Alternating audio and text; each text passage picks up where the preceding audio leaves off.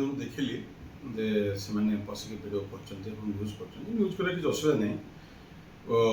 ମୁଁ ଯାହା ଖବର ପାଇଲି ଜବରଦସ୍ତି ପଶିଛନ୍ତି ଏବଂ ଏଭଳିଆ ନ୍ୟୁଜ୍ କରୁଛନ୍ତି।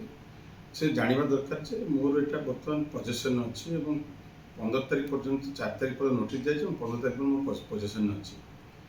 ଏବଂ ସେମାନେ ଜାଣିବା ଦରକାର ଯେ ସରକାରୀ କ୍ୱାର୍ଟର ଯେଉଁ ଭଳିଆ ନିଆଯାଇଥାଏ ସେମିତି ଫେରାଯାଏ। ସେ ଅନୁସାରେ ମୁଁ ତାକୁ ତିଆରି କରିକି ସକାଳୁ ଫେରିବି। ସେ ଯେଉଁ ବିଭ୍ରାନ୍ତିକର ନ୍ୟୁଜ୍ ବିଶେଷ କରି ଗୋଟେ ମାନେ ଚ୍ୟାନେଲ୍ ଏବଂ କିଛି ସମ୍ବାଦପତ୍ର ଯେଉଁ ଲେଖୁଛନ୍ତି ବିଭିନ୍ନ ବିଭ୍ରାନ୍ତିକର ବଙ୍କର ଏବଂ ବିଭିନ୍ନ ଦେଖୁଛି ମିଡ଼ିଆରେ, ମୋତେ ଦୁଃଖ ଲାଗୁଛି ଯେ ମିଡ଼ିଆମାନଙ୍କୁ ସଦ୍ବୁଦ୍ଧି ଦିଆଯାଉ ଯେ ମୁଁ ଓଡ଼ିଶାର ସାଂଗଠନିକ ସମ୍ପାଦକ ଥିଲି।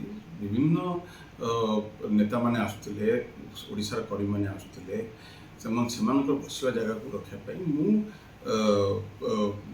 ଗୋଟେ ଟେମ୍ପୋରାରୀ ଏକ୍ସଟେନସନ୍ କରାଯାଇଥିଲା, ଯେଉଁଥିରେ ଲୋକମାନେ ରହିକି କାମ କରିପାରିବେ, ଗ୍ରିଭାନ୍ସକୁ ଆଡ୍ରେସ୍ କରିପାରିବେ ଏବଂ ସମ୍ମାନ ସହିତ ବସାଇ ପାରିବେ। ଏବଂ ଯେତେବେଳେ କ୍ୱାର୍ଟର, ମୁଁ ତ ସବୁ ପ୍ରୋସିଜିଓର ଫଲୋ କରିକି କ୍ୱାର୍ଟରକୁ ଅନ୍ ଟାଇମ୍ ଛାଡ଼ିବା ପାଇଁ ମୁଁ କହିଛି ଏବଂ କାଲି ବି ଆସିଥିଲେ ଜିଏ ଡିପାର୍ଟମେଣ୍ଟ। ମୁଁ କହିଲି on time I will leave the quarter and as it is ଯାହା ଅଛି ସେଇଆ କରିକି ଦିଆଯିବ। ଏବଂ ତା ଭିତରେ ଏତେ କ'ଣ ସେଠି ଅଛି ଏବଂ ଲୋକ ଯେଉଁ 15 ଦିନ ହେଲା ଗୋଟେ ନ୍ୟୁଜ୍ ଚାଲିଛି, ଭଗବାନ ତାଙ୍କୁ ସଦ୍ବୁଦ୍ଧି ଦିଅନ୍ତୁ। ଲୋକ ସତ ସବୁ ଜାଣିଛନ୍ତି। ମୋର କାମ ହେଲା ଓଡ଼ିଶାବାସୀଙ୍କର କାମ କରିବା ଏବଂ ମୁଁ ଯେହେତୁ ସଂଗଠନ ସମ୍ପାଦକ ଥିଲି, ବିଜୁ ଜନତା ଦଳର ସମସ୍ତ କର୍ମୀ ନେତାମାନେ ଆସନ୍ତି ଏବଂ ସମସ୍ତେ ବିଭିନ୍ନ ଜାଗାରେ ବସିବା ଏବଂ ତାଙ୍କ ସମ୍ମାନ ସହିତ ବସିବା ମୋର କର୍ତ୍ତବ୍ୟ ଥିଲା ଏବଂ ସେ ଅନୁସାରେ କାମ କରାଯାଇଛି। ଏବଂ ମୁଁ କ୍ୱାର୍ଟର ଯେମିତି ଥିଲା ସେମିତି ଫେରେଇବି।